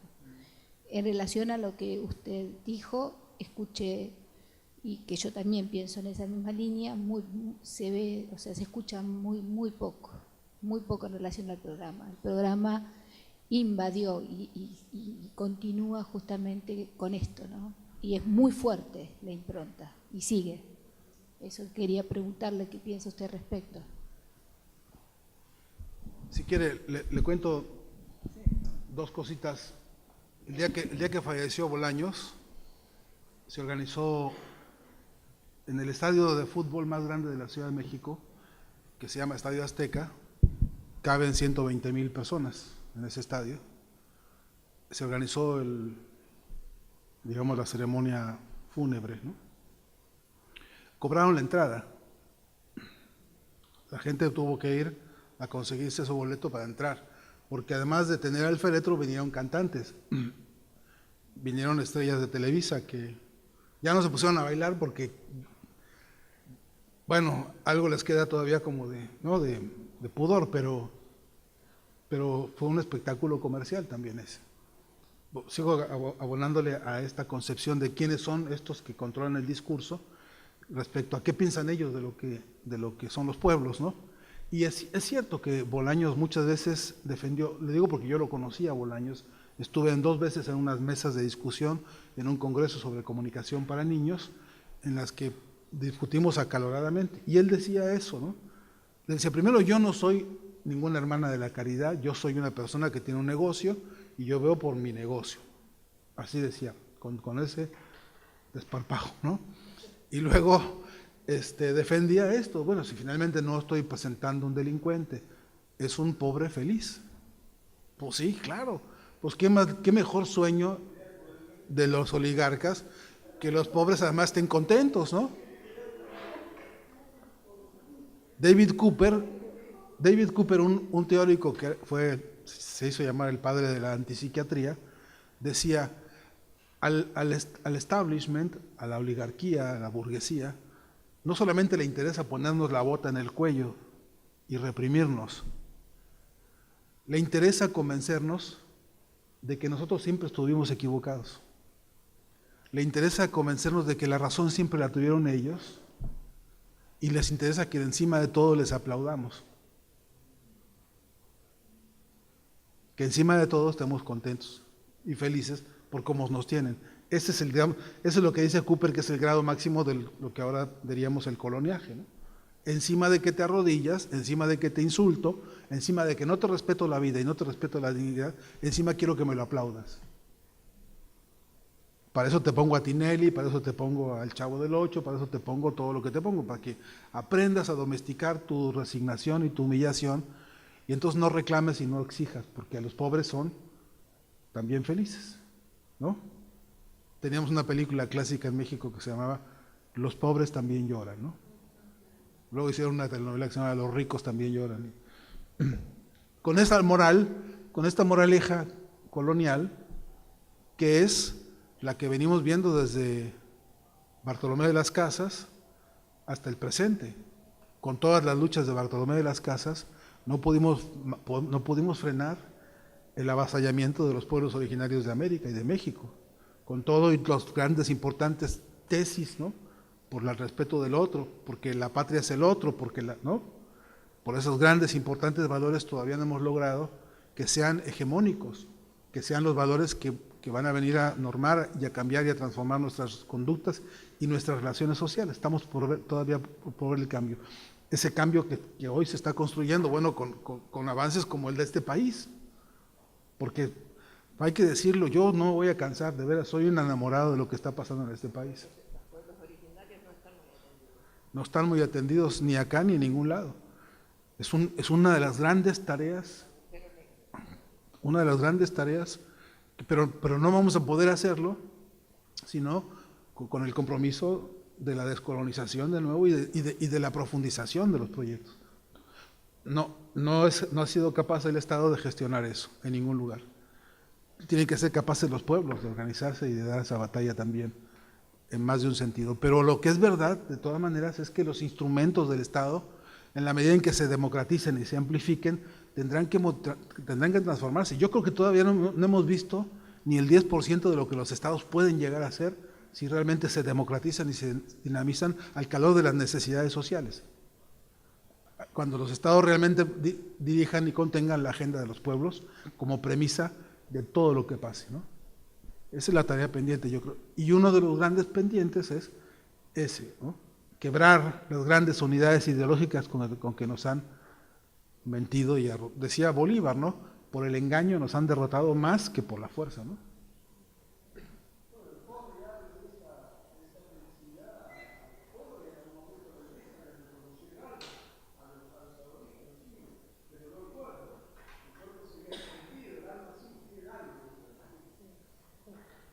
Sí, y el alma mientras trabajan ¿no? Porque, o sea, te reconozco el alma, sí, pero a darle, al trabajar, porque y el esclavismo duró con alma y todo siglos y siglos y siglos hasta la fecha, ¿no?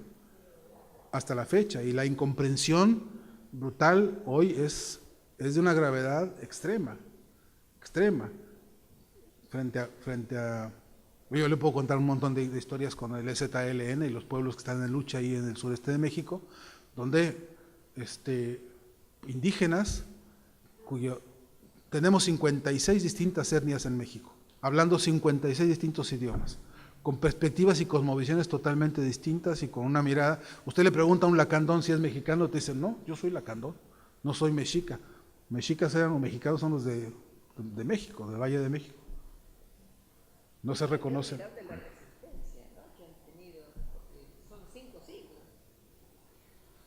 Y están en pie de lucha, ¿no? Pasa lo mismo con los mapuches y pasa con los guaraníes, el idioma persiste, es una resistencia cultural, no, nada.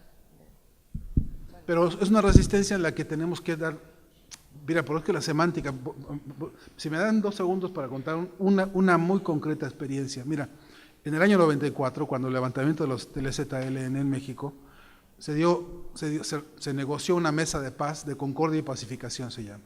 A esa mesa acudieron los tzotziles, los tojolabales y los lacandones a una discusión con el gobierno, ¿no?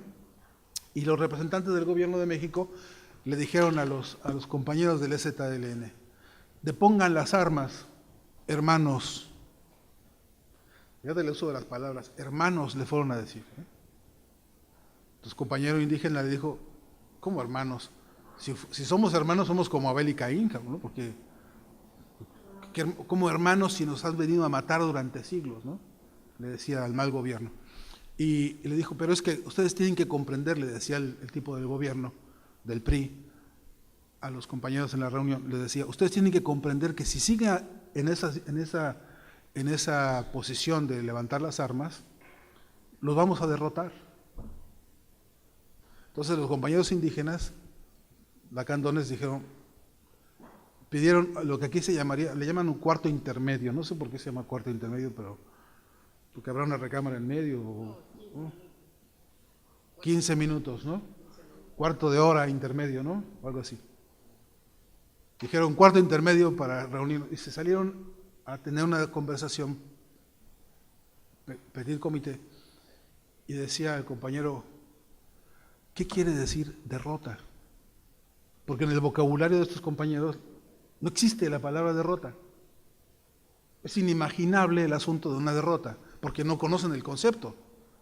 Decía, pero a ver, explícame, le decía a los compañeros de lingüística de la UNAM, explícame, no es que se refiere a que pueden matarlos. Pues sí, podrá matarme, pero derrotarme. Podrá silenciarme, sí, pero derrotarme. No había manera posible de que cuadrara una noción, un concepto, en el cual entrara cosa que todos entendemos como muy familiarmente como derrota, porque nos acostumbraron también a entender la derrota y a entendernos como derrotados, ¿no? Para que veas el valor y la importancia de los significados en este escenario de lucha, ¿no? Y por supuesto que salieron a decirles, ni usted, ni sus primos, ni sus nietos, ni sus bisnietos van a poder derrotar al pueblo, a los pueblos en lucha. ¿Cómo? No hay modo posible. No sé si fui claro, pero me parece que ese es un campo de batalla fuerte, ¿no? ¿Qué significan las cosas? La construcción del imaginario y la construcción desalienada, descolonizada, ¿no? Bueno, compañeros, compañeras, creo que con esto nos va a pasar lo mismo que nos pasa siempre, que es que nunca alcanza el tiempo acá y después en el taller nunca pueden cortar las chicas. Es un buen indicador y estamos muy contentos que así sea, pero bueno, lamentablemente en algún momento hay que cortar, así que muchísimas gracias Fernando Buenabad, Alicia Perini. No será la última vez que los tenemos. Se me olvidó decirles, el texto sobre el Chavo del Ocho está publicado en internet, si alguien se interesa por verlo, se llama, ahí está, se llama Para leer el Chavo del Ocho, ustedes le ponen ahí Para leer el Chavo del Ocho, en homenaje a Matelart, que escribió un libro que se llama Para leer el Pato Donald, le puse así. Mi nombre es Fernando Buenabad y está en internet.